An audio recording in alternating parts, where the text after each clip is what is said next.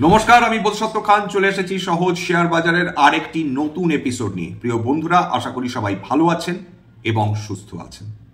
আজকের 13ই March share বাজার, ভারতীয় শেয়ার বাজার সেই অর্থে আগের 3টে দিনের মতনই ব্যবহার করেছে, সোম মঙ্গল বুধের মতন যেরকম চলছিল সেরকমই একটা সাইড ওয়াইজ মুভমেন্ট, হালকা পতন বলা যেতে পারে, কিন্তু সেটাকে আক্ষরিক অর্থে ঠিক পতন বলবো না, বরং বলবো যে একটা গণ্ডির মধ্যে ক্রমাগত মুভমেন্ট চলছে।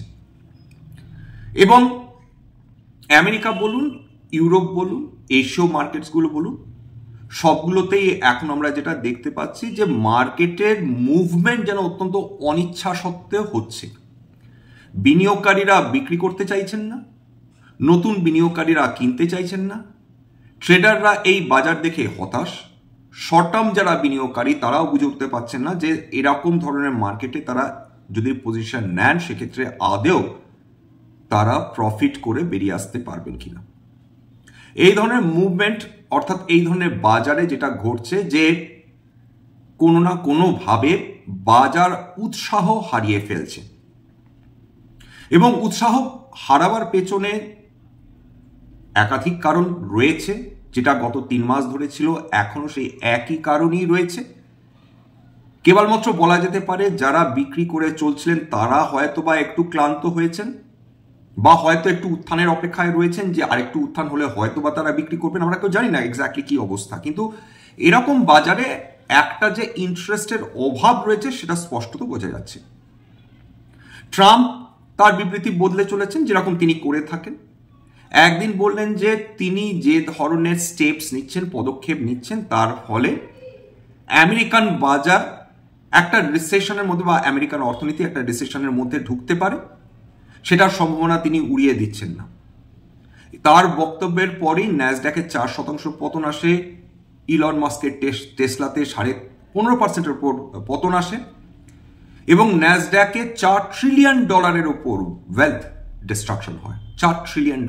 খেয়াল করে দেখুন যে ভারতীয় শেয়ার বাজার সেটা কিন্তু মানে আমাদের ভারতীয় অর্থনীতি সেটা $4 ট্রিলিয়ন ইকোনমি বলা হয়। অর্থাৎ কেবলমাত্র ন্যাসড্যাক থেকেই $4 ট্রিলিয়ন অর্থ মানে এই সময়কালে উড়ে যাওয়া মুখের কথা না। ইলন মাস্কের টেসলাতে তো 50%-এর উপর পতন চলেই এসেছে, এবং তার জন্য যে তিনি সবাইকে দায়ী করতে পারেন এমনটি নয়।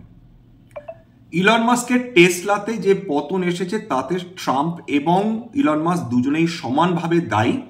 তাদের উদ্ধত আচরণের জন্য বিভিন্ন দেশের দেশপ্রধানদের অপমান করার যে তাগিদ সেটা কিন্তু স্পষ্টত চোখে পড়ছে, যেটা অধিকাংশ দেশই তারা ভালোভাবে নিচ্ছে না, এবং তার মধ্যে ভারতবর্ষও রয়েছে।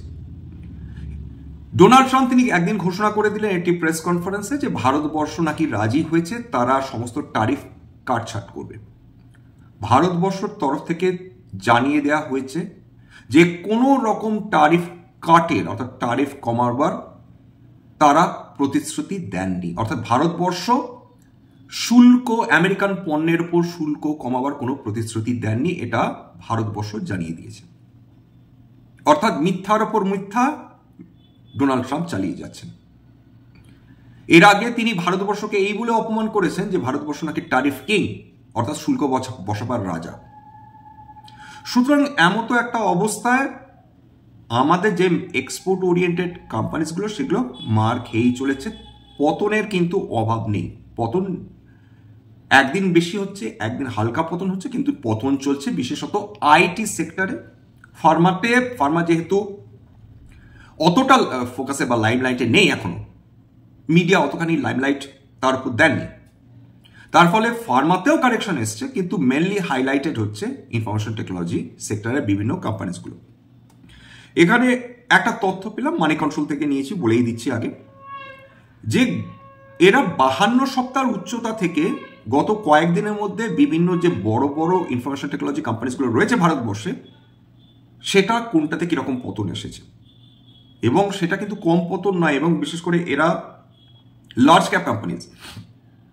এখানে এলটিআই মাইন্ডট্রি 33.7% পতন এসেছে, এমফ্যাসিস 31.3%, লার্সেন অ্যান্ড টুরবো টেকনোলজি সার্ভিসেস 26.7%, কোফর্জ 26.3%, এছাড়া persistent systems, TCS, HCL tech, Infosys, tech Mahindra এরা সবাই 20% উপর পতন দেখেছে এই সময়কালে। উইপ্রো পতন দেখেছে 17.4%। অর্থাৎ ভারতবর্ষের মেজর আইটি কোম্পানিজগুলো যারা ইউনাইটেড স্টেটস অফ আমেরিকাতে তারা এক্সপোর্ট করে থাকে তাদের উপর প্রভাব পড়েই চলেছে। এর মাঝখানে আগের দিন অর্থাৎ বিগতকাল আলোচনা করেছিলাম স্টারলিংকের এন্ট্রি নিয়ে ভারতবর্ষে, এবং সেখানে যেটা বলেছিলাম যে স্টারলিংকের পক্ষে খুব সহজ হবে না, এলাম দেখলাম জয় করলাম এরমটি হবে না। তার কারণটা হচ্ছে স্টারলিং যে টাকাটা নেয় পার সাবস্ক্রাইবার বা কাস্টমার, সেটাও আমি তথ্য যেটা দেখে বুঝলাম যে স্টারলিং আমাদের যে ইন্টারনেট পরিষেবা দেয় যে কোম্পানিজগুলো, যার মধ্যে জিও রয়েছে, এয়ারটেল রয়েছে, তাদের থেকে প্রায় 10 থেকে 15 গুণের মধ্যে বেশি ট্যারিফ তারা চার্জ করে। অর্থাৎ যদি প্রত্যেক বছর হিসাবে ধরি, সেখানে ভারতী এয়ারটেল এবং রিলায়েন্স জিও আনুমানিক মাসিক 1250 টাকা করে তারা চার্জ করেন ইন্টারনেট সব মিলিয়ে, তাদের সব সাবস্ক্রাইবার ধরে। সেইখানে প্রায় বলা যেতে পারে প্রায় 15 গুণ, 14 বা 15 গুণ বেশি চার্জ করে স্টারলিংক। আনুমানিক যদি তারা সার্ভিসেস শুরু করে দেয়, সেক্ষেত্রে 2,15,000 বার্ষিক তারা চার্জ করবে। এখানে আরেকটা কথা বলে দেওয়ার প্রয়োজন রয়েছে, ভারতবর্ষে যে ডেটা কনজাম্পশন সেটা বিশ্বের মধ্যে অন্যতম, বেশি তো নিঃসন্দেহে অন্যতম, তার সঙ্গে ডেটার যে খরচ সেটা গোটা বিশ্বের মধ্যে সবচেয়ে কম ভারতবর্ষে, এবং সেখানে স্টারলিং সেই ডেটার খরচ 15 গুণ বেশি ধরছে, যেটা সে বিভিন্ন বিশ্বের অন্যান্য যে ইউরোপীয় দেশ বা আমেরিকাতে তারা যে ডেটার জন্য যে খরচ তারা বরাদ্দ করে পার সাবস্ক্রাইবার, সেটা 15 গুণ বেশি। এবার তাহলে প্রশ্নটা হচ্ছে, তাহলে কি স্টারলিং সফল হবে না ভারতবর্ষে? স্টারলিং তো ব্যবসা শুরুই করেনি, কিন্তু যদি শুরু করে, প্রথম আমাদের দেশ প্রাইস সেন্সিটিভ দেশ, আমরা একটি পণ্যের মূল্য প্রথমে দেখি, তারপর আমরা গুণের কথা বিচার করি। স্টারলিং 15 গুণ বেশি সাবস্ক্রিপশন চার্জ নিয়ে, যেখানে তারা প্রায় একই রকম তারা ইন্টারনেট স্পিড যদি দেয়, সেক্ষেত্রে খুব স্বাভাবিকভাবে মানুষজন তারা গাংহো ওয়ে তারা স্টারলিংকের দিকে আকর্ষিত হবেন, ছুটে যাবেন, এমনটি নয়। তাহলে এখানে বুঝতে আমরা আপাতত যেটা আমাদের সাধারণ দৃষ্টিতে যেটা মনে হচ্ছে, যে স্টারলিংক কোনোভাবেই ভারতবর্ষের যে তারা বলছে যে গ্রামাঞ্চলে এমন সমস্ত জায়গায় তারা এই ইন্টারনেট পরিষেবা পৌঁছে দিতে চায় যেখানে মানুষ ইন্টারনেট পরিষেবা পান না। যদি গ্রামাঞ্চলের কথাই বলি, সেখানকার মানুষ তারা 15 গুণ বেশি সাবস্ক্রিপশন চার্জ দিয়ে বছরে 2 লক্ষ টাকার ওপর তারা টাকা স্টারলিংকে দেবে। প্রথম কথা তো এরকম ক্ষমতা নেই, আর যাদের আছেন তারা আমাদের দেশীয় যে কোম্পানিগুলো রয়েছে তার পরিষেবা নেবে। তারা অতিরিক্ত 2 লক্ষ টাকা গুণেগার দেওয়ার কোনো কারণও খুঁজে পাবেন না, প্রয়োজনও খুঁজে পাবেন না। তাহলে এটা টার্গেটটা কারা? টার্গেট সাবস্ক্রাইবার্স কারা? খুব স্বাভাবিকভাবে সেই 1% ইন্ডিয়া। অর্থাৎ ভারতবর্ষের যে 1% মানুষ সবচেয়ে বেশি ধনী, আনুমানিক 1.5 কোটি মানুষ, সেই মানুষজনের মধ্যে কিয়দাংশ স্টারলিংকে তারা হয়তো অ্যাকসেপ্ট করবে কি হিসেবে? স্টেটাস সিম্বল হিসাবে, যে আমি স্টারলিংকের পরিষেবা ব্যবহার করছি। করবেনই এমন কোনো কারণ নেই, কিন্তু এরকম হুজুগে মানুষ তো অনেক রয়েছেন, যে বিশেষ করে যেখানে স্টেটাস সিম্বল হয়ে ওঠে কোনো পরিষেবা ব্যবহার, সেখানে স্টারলিং সাকসেসফুল হতেই পারে, না হওয়ার কোনো কারণ নেই। ঠিক যেভাবে একটি বিশেষ কোম্পানির ফোন সেটা কেনার জন্য সারা রাত লাইন পড়ে যায়, একটা বিদেশি কোম্পানির ফোন, বিশ্বের অন্যতম বড় এবং প্রফিটেবল কোম্পানি, যার ফোন লক্ষাধিক টাকা দিয়ে ফোন কেনার জন্য সারা রাত বিভিন্ন বড় বড় শহর বলুন বা মেট্রোপলিটনস বলুন, সেখানে লাইন পড়ে যায়, সমস্ত মানুষ লাইন দিয়ে সেই ফোন কেনার জন্য দাঁড়িয়ে থাকে। কেউ লোন করে সেই ফোন কেনেন, কেউ বাবা মাকে কষ্ট দিয়ে সেই ফোন কেনেন, বা কেউ তিনি যতখানি আয় তার অনেক বেশি লোন নিয়ে তার আয়ের তুলনায় তিনি সেই ফোনটা কেনার ব্যবস্থা করেন বা কেনার চেষ্টা করেন। এগুলো জাস্ট হুজুগের উদাহরণ দিচ্ছি। সম্প্রতিকালে বোম্বেতে একটি কনসার্ট হলো, সেই কনসার্টে এক একটি টিকিটের দাম লক্ষাধিক টাকার উপর ছিল। সেখানে কিন্তু সেই কনসার্ট, সেটা বিদেশি দল এসেছিল সেই কনসার্ট দেখার জন্য, কোল্ডপ্লে, তার লোকের অভাব হয়নি, মানুষ পাগলের মতন ছুটে গিয়েছিলেন সেই কনসার্ট দেখার জন্য। অর্থাৎ স্টার্লিং কি জানে না, যারা বিশ্বে, গোটা বিশ্ব জুড়ে যারা ব্যবসা করছে, যারা গোটা বিশ্ব জুড়ে তাদের সমস্ত দেশে তাদের পরিষেবা রয়েছে, তারা কি জানে না যে ভারতবর্ষের সমস্ত মানুষ তাদের পরিষেবা নেবে না? তারা জানে, কিন্তু তাদের টার্গেট এই ধরনের মানুষ। অর্থাৎ তারা যদি এই 1% মানুষকে টার্গেট করতে পারেন, 1.5 কোটি মানুষকে টার্গেট করতে পারেন, তার মধ্যে যদি তারা আনুমানিক 10% পেনিট্রেশন নিয়ে কাজ করতে পারেন, সেক্ষেত্রেই তো তারা বিপুল পরিমাণ অর্থ তারা ভারতীয় বাজার থেকে তুলে নিতে পারবেন, এটা তারা বিলক্ষণ জানেন। এই অবস্থায়, অর্থাৎ একদিকে হুজুগ, যেখানে মানুষ বিপুল অর্থ খরচ করতে রাজি রয়েছে, তার মধ্যে কেবল 1% নয়, এমনও মানুষ রয়েছেন, মধ্যবিত্তের মধ্যেও হুজুগের মানুষ রয়েছেন, ইকোনমিক্যালি চ্যালেঞ্জড ও এরকম গ্রুপ রয়েছে, তার মধ্যে এরকম হুজুগে মানুষ থাকবেন যারা এই ধরনের পরিষেবা নেওয়ার জন্য উতলা হয়ে উঠতে পারেন। এটা পাগলামি ছাড়া যদিও কিছু না, কিন্তু এরকম কিছু মানুষ করে থাকে। এইবার প্রশ্নটা হচ্ছে যে ইনফরমেশন টেকনোলজি কোম্পানিজগুলো তো ভারতবর্ষে তারা আতঙ্কের কারণে যদি 30% বেশি পতন চলে আসে, 2 এপ্রিলের জন্য আমরা অপেক্ষা করছি, অর্থাৎ পরের মাসের জন্য কিছু ইভেন্টসের জন্য অপেক্ষা করছি। এপ্রিল মাসের জন্য কেন আমরা অপেক্ষা করছি? তা তো কিছু কারণ থাকবে। এক, Q4 এর রেজাল্টস বড় বড় কোম্পানিগুলো এপ্রিল মাস থেকে পাবলিশ করতে শুরু করবে, অর্থাৎ মার্চ কোয়ার্টারের রেজাল্ট। মানুষ অধীর আগ্রহে অপেক্ষা করবেন এই কারণে, যদি কোনো কারণে এই কোম্পানিগুলো তাদের Q2, Q3 রেজাল্টের তুলনায় সামান্য যদি তারা রেজাল্ট ভালো করতে পারে, তাহলে সেক্ষেত্রে একটা নতুন করে আস্থা ফিরে আসার সম্ভাবনা তৈরি হয়। 2 নম্বর, রিজার্ভ ব্যাংক অফ ইন্ডিয়ার মনিটারি পলিসি কমিটির মিটিং রয়েছে এপ্রিল মাসে। সেখানে যদি, যেহেতু পর এরকম কয়েক মাস ধরে ইনফ্লেশন কমছে, ইনফ্লেশন 4% নিচে নেমে গেছে, সেক্ষেত্রে রিজার্ভ ব্যাংক অফ ইন্ডিয়া যদি এবং কেবলমাত্র একটা যদি, কোনো ফরওয়ার্ড লুকিং স্টেটমেন্ট নয়, যদি তারা আরেকটা নতুন করে রেট কাটের কথা ভাবেন, যদি ইনফ্লেশন আয়ত্তের মধ্যে থাকে, এই হাই ইন্টারেস্ট অ্যাটমসফিয়ারের মধ্যে যদি তারা একটা ইন্টারেস্ট রেট কাট করেন, সেক্ষেত্রে খুব স্বাভাবিকভাবে রেট সেন্সিটিভ সেক্টরসগুলো দেখেও মানুষ অধীর আগ্রহে থাকতে চাইবেন। সেটা অটো হতে পারে, রিয়েল এস্টেট হতে পারে, banking, non banking, housing finance companies হতে পারে। অর্থাৎ সেক্ষেত্রে তাদের যে অ্যাসোসিয়েটেড যে সেক্টরসগুলো রয়েছে, অ্যালাইড যে সেক্টরসগুলো রয়েছে, সেটা সিমেন্ট হতে পারে, সেটা মেটাল স্টিল হতে পারে, সেটা পেইন্টস হতে পারে। অর্থাৎ রিয়েল এস্টেট, অটোর সঙ্গে যে কোম্পানিজগুলোর ভবিষ্যৎ জুড়িয়ে রয়েছে, তাদের ব্যবসা জুড়ে রয়েছে, সেই কোম্পানিজগুলো ডেফিনেটলি বেটার করার সম্ভাবনা রয়েছে, মানে সেই সেক্টরসগুলো। যদি, এখানে কিন্তু সেই একই কথা, যদি। এরপরে যেটা প্রশ্ন রয়েছে যে আমেরিকা যে বাজেট, কেন্দ্রীয় বাজেট, সেখানে কি ধরনের বাজেটিং হবে, সেখানে কোন সেক্টরকে প্রাধান্য দেওয়া হবে, কোন সেক্টরকে ইগনোর করা হবে। আপনারা এতদিন ডেফিনেটলি বুঝেই গেছেন আমেরিকাতে কি মারাত্মক অবস্থা হয়ে রয়েছে। বিভিন্ন এডুকেশনাল যে এজেন্সিসগুলো ছিল, তাদেরকে ফান্ডিং সম্পূর্ণ বন্ধ করে দেওয়া হয়েছে।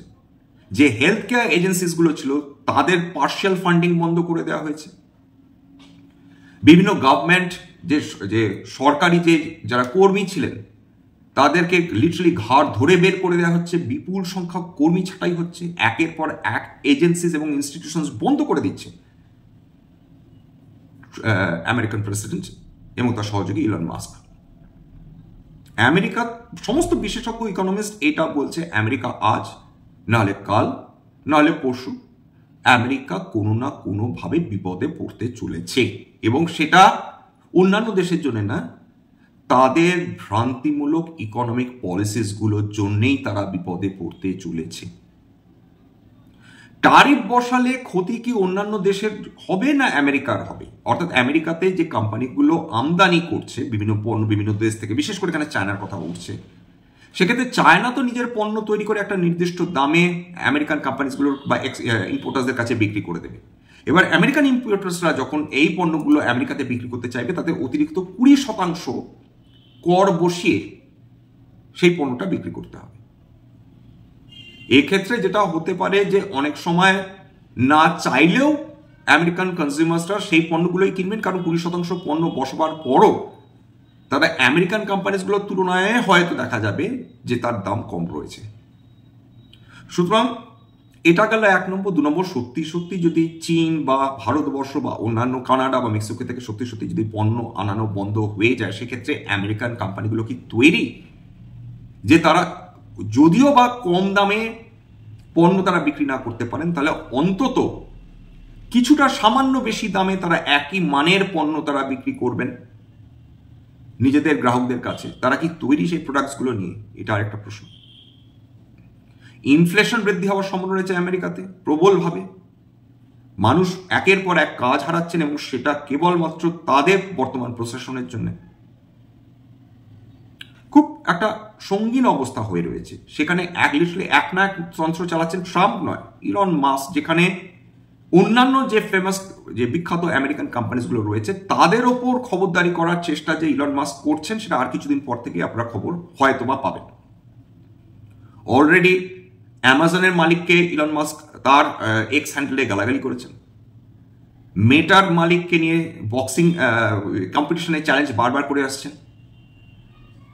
অদ্ভুত অদ্ভুত মন্তব্য করছেন। বিল গেট সম্বন্ধে তার সন্দেহের কথা প্রকাশ করেছেন মাইক্রোসফটকে নিয়ে। অর্থাৎ ইলন মাস্ক মোটেই চাইছেন না তার মতন শক্তিশালী মানে তার সমকক্ষ কোনো কম্পিটিটর আমেরিকার বাজার কেন গোটা বিশ্ববাজারে থাকুক। তার ফল যে কি হচ্ছে, এমন একটা অবস্থা দাঁড়িয়েছে টেসলার প্রতি এবং ইলন মাস্কের প্রতি ক্ষোভ এমন জায়গায় দাঁড়িয়েছে, কেবলমাত্র বিশ্বের অন্যান্য দেশ না, আমেরিকা নিজের দেশের মধ্যে টেসলার বিরুদ্ধে ক্ষোভ বিক্ষোভ শুরু হয়েছে। টেসলার বিভিন্ন চার্জিং স্টেশনসে অগ্নিসংযোগ হচ্ছে। এমন একটা অবস্থা যে ট্রাম্প বলতে বাধ্য হচ্ছেন এটাকে আমি অবশ্যই একটা ইন্টারনাল একটা আক্রমণ বলবো, উগ্রপন্থা বলবো। টেসলার বিরুদ্ধে কোনো আক্রমণকেই আমি উগ্রপন্থা বলবো, অভ্যন্তরীণ উগ্রপন্থা, এমন একটা স্টেটমেন্ট তিনি দিয়েছেন। তার প্রভাব আমেরিকার মতন বড় ইকোনমি যদি নিজের সর্বনাশ নিজে করে, তার তো একটা নেতিবাচক প্রভাব অবশ্যই থাকবে। কোনো ইকোনমি সম্পূর্ণভাবে সেফ অ্যান্ড সিকিউর এটা নয়। চায়না ক্ষতিগ্রস্ত হবে, ইউরোপ ক্ষতিগ্রস্ত হবে, মেক্সিকো কানাডা ক্ষতিগ্রস্ত হবে, ভারতবর্ষ ক্ষতিগ্রস্ত হবে, সামগ্রিকভাবে Asia, Europe, Latin America, north আমেরিকার দেশগুলো সবাই ক্ষতিগ্রস্ত হবে কেবলমাত্র এই অদ্ভুত ধরনের সিদ্ধান্তগুলো নেওয়ার ফলে। সবাই ক্ষতি হবে। এটা কিন্তু এমন একটা বিশ্ব যেখানে একটা অর্থনীতি সঙ্গে অন্য একটা অর্থনীতির একটা নিবিড় যোগ রয়েছে। প্রত্যেকের উপর ডিপেন্ডেন্ট।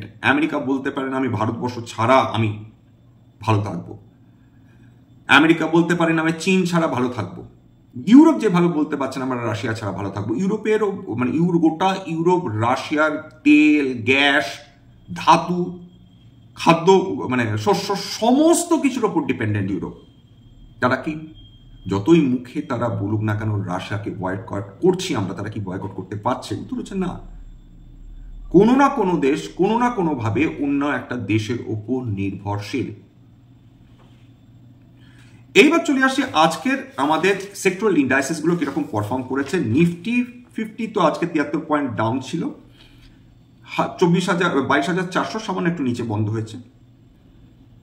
নিফটি আইটি আজকে 8% উপর পতন। বিএসসি স্মল ক্যাপ এবং মিড ক্যাপ যথাক্রমে 0.62, 0.77% পতন। নিফটি অটোতে 1% উপর পতন এসেছে। কনজিউমার ডিউরেবলস 0.63% পতন। মেটালসে বিএসসি মেটালসে 0.8% পতন। অর্থাৎ সমস্ত সেক্টরেই পতন এসেছে আজকে, একটু হলেও পতন এসেছে। সবচেয়ে বেশি পতন আজকে ফিউচার্স এন্ড অপশনসের মধ্যে যারা এসেছে, যেগুলো এসেছে তার মধ্যে পিবি ফিনটেক 5% উপর পতন। এছাড়া ভারত ফর্জ 4.67% পতন। তাছাড়া সোনা, বিএলডব্লিউ, ক্রম্পটন গ্রেভস কনজিউমার এরা 3 থেকে 4% মধ্যে পতন। Voltas, Motherson Sumi, Shriram finance, 197 Paytm, Macrotech developers, Godrej properties, Oberoi realty, Phoenix mills, খেয়াল করে দেখুন সমস্ত রিয়েল এস্টেট নাম। Aarti industries, Ramco cements, Exide industries 2 থেকে 3% মধ্যে পতন এসেছে। রিয়েল এস্টেটও ক্রমশ আস্তে আস্তে নিচে নেমে চলেছে। 52 সপ্তাহের কোনো উচ্চতায় নতুন কোম্পানি এসছে, হ্যাঁ গোটা চারেক এসছে। তার মধ্যে Avanti feeds, ARSS infra, Kamat hotels, NSCL industries এবং সারদা এনার্জি, এই গোটা পাঁচেক এরা 52x হাইয়ের এসেছে উল্লেখযোগ্য কোম্পানিজগুলোর মধ্যে। 52x লোর মধ্যে Aarti drugs, Angel One, Astral, Atul auto, Birla soft, Gensol গত কয়েকদিন ধরে 1200 টাকার লেভেল থেকে আজকে প্রায় 300 টাকার লেভেলে চলে এসেছে। ক্রেডিট, বিভিন্ন ক্রেডিট রেটিং এজেন্সিজ তারা ইন্টারেস্ট ডিফল্ট করবেন বলেন তা এটাকে এই কোম্পানিটাকে চিহ্নিত করেছে। যে কর ক্রমাগত 52x low, Hatsun agro, Mahindra life space, Ola electric, red gate travel, সমস্ত কোম্পানিগুলোর নাম হয়তো আপনারা জানেন। এবার আজকের দিনে যদি খেয়াল করে দেখেন অধিকাংশ এশিয়ান মার্কেট ডাউন, ইউরোপ প্রায় flat with negative bias, American market কালকে হালকা উপরে ছিল বটে, উত্থান দেখেছিল বটে, কিন্তু সেটা নিয়ে গোটা বিশ্ব বাজার যাকে বলে খুব একটা যে কনভিন্স তা না। এছাড়া 52 সপ্তাহের উচ্চতা থেকে গত 3 মাসে যে কোম্পানিগুলো সর্বাধিক পতন দেখেছে তার মধ্যে ITI limited, Sterling and Wilson, Apar industries, Whirlpool India, Tejas networks, যে তেজাস নেটওয়ার্কস নিয়ে বিপুল হইচই হয়েছে একসময়, বিপুল, সেটা ডাউন। এরা সবাই 50% উপর ডাউন। সোয়ান এনার্জি 50% উপর down. Titagarh rail system, Sun Pharma advance companies, Jupiter ওয়াগনস 48 থেকে 50% মধ্যে ডাউন। এই সমস্ত কোম্পানিজ হয়তো আপনারা এই নামগুলো শুনে আছেন, আপনারা জানেন। Anantraj industries, Sonata software, Natco pharma, KEC international limited, network 18, Kalyan jewellers, Tanla platforms, Kaynes technologies 45 থেকে 50% মধ্যে পতন। এছাড়া Oracle financial services, JBM auto, Kfin technologies, BEML, Cyient limited, Motilal Oswal financial, Kirloskar oil engines, Angel One, Vedant fashions 40 থেকে 45% মধ্যে পতন। যে কোম্পানিজগুলো বিপুল উত্থান দেখেছিল তাদের পতন এসেছে, পতন নিরন্তর চলছে, পতন এখনো যে থামেনি বুঝতেই পারছেন। গত কয়েকদিন ধরে যে কোম্পানিজগুলোতে এই 52 সপ্তাহ থেকে সর্বাধিক পতন এখনো তাই রয়েছে, অর্থাৎ এই কোম্পানিজগুলোতে পতন নিয়মিত হারে চলে যাচ্ছে। এই কারণে মার্চ মাসে আপাতত নতুন কিছু ঘটার সম্ভাবনা রয়েছে কিনা, যদিও বা কেবলমাত্র আধ মাস যাবে, 17ই মার্চ আবার মার্কেট খুলবে, কিন্তু আর এই 2 সপ্তাহে যেটা একটাই হতে পারে, ট্রাম্প যদি নতুন করে কোনো পাগলামি শুরু করেন যার ফলে বিশ্ব তাহলে যদি নতুন করে আতঙ্কিত হয়, সেক্ষেত্রে হয়তো মার্কেটে একটু রিয়াকশন দেখতে পারি, অন্তত সেটাতে বোঝা যাবে যে মার্কেট নিচে নামতে চাইছে কিনা। বর্তমানে হয়তো আর কিছুদিন পর ডোনাল্ড ট্রাম্পের এই ধরনের হুমকিও হয়তো মার্কেট অভ্যস্ত হয়ে যাবে, তারা বুঝে যাবে ডোনাল্ড ট্রাম্প এই জিনিসটা চাইছেন, তখন হয়তো মার্কেট একটু স্টেবিলাইজ করবে। এফআইআইসদের বিক্রি অব্যাহত রয়েছে এখনো অবধি। যেদিন পরপর কয়েকদিন এফআইআইস নেট পারচেজ করবে সেদিন থেকে হয়তো আমাদের আশা ফিরবে যে এফআইআইস এবার হয়তো ফিরছে। কোনো একটি মাসে একদিন এফআইআই যদি নেট পারচেজ করে থাকে সেটা মানে এটা দাঁড়াবে না যে এফআইআইসরা তারা ফিরে আসছে। কয়েকদিন গোটা মাসের জন্য যদি পজিটিভ থাকে নেট মানে এফআইআই পারচেজ, তাহলে আমরা বুঝতে পারবো যে একটা আশার সম্ভাবনা তৈরি হয়েছে। দেখা যাক এখন কি দাঁড়ায়। আপাতত অপেক্ষা ছাড়া তো আমাদের কিছু করার নেই, ধৈর্য ধরে অপেক্ষা করতে হবে, মার্কেটে টিকে থাকতে হবে, এটা সবচেয়ে গুরুত্বপূর্ণ। মার্কেটে টিকে যিনি থাকবেন, যারা বহু বছর ধরে টিকে রয়েছেন তারা শেষ পর্যন্ত টিকে যান, এটা সবসময় মাথায় রাখুন। অত্যাধিক অ্যাডভেঞ্চারাস হওয়ার এই মুহূর্তে কোনো প্রয়োজন নেই, সেটা হচ্ছে একটু স্কেপটিক হতে হবে, একটু কশাস থাকতে হবে, মার্কেটকে অবজার্ভ করতে হবে।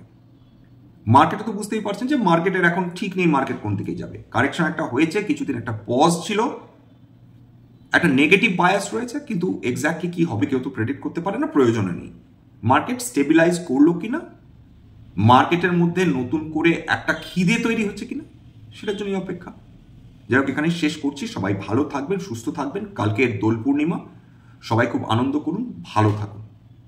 শুভ সন্ধ্যা, নমস্কার। স্ট্যান্ডার্ড ডিসক্লোজার যে কোম্পানিগুলো নিয়ে আলোচনা করলাম, হতে পারে তার মধ্যে কয়েকটা কোম্পানিতে আমার বা আমার পরিবারের বিনিয়োগ থাকলেও থাকতে পারে। ভবিষ্যতে যদি নতুন করে কিনি বা বিক্রি করি তাহলে কিন্তু আগাম বিজ্ঞপ্তি দিয়ে কিনতে বা বিক্রি করতে পারবো না। স্ট্যান্ডার্ড ডিসক্লেমার, এটা কেবলমাত্র একটা এডুকেশন চ্যানেল, বাঙালি বিনিয়োগকারীদের ইনভেস্টার অ্যাওয়ারনেস বৃদ্ধির জন্য। এখানে কোনো ধরনের কোনো শেয়ারের buy sell, recommendation, suggestion, advice এমনকি ইনফ্লুয়েন্স করা হয় না। আমি যে শেয়ারগুলো নিয়ে আলোচনা করছি কেবলমাত্র for illustrative purpose or as examples. আমার কথা শুনে যদি কোনো শেয়ারে বাই সেলের সিদ্ধান্ত নেন সেক্ষেত্রে আপনারা ক্ষতির মুখোমুখি হতে পারেন। সুতরাং সবসময় একজন সেবি রেজিস্টার্ড ইনভেস্টমেন্ট অ্যাডভাইজারের পরামর্শ নেওয়ার চেষ্টা করবেন বা নিজের ডিউ ডিলিজেন্স করবেন, সেক্ষেত্রে আপনি উপকৃত হলেও হতে পারেন। সবার শেষে যদি বলে থাকি, যদি এই ধরনের এপিসোডস আপনাদের ভালো লাগে প্লিজ একটা লাইক দেবেন, প্লিজ সাবস্ক্রাইব করবেন, এবং যদি সত্যি মনে হয় আমাদের বাঙালি ভাই বোনদের কাজে লাগবে, প্লিজ নিজের নিজের গ্রুপে শেয়ার করে দেবেন। আজকের জন্য নমস্কার।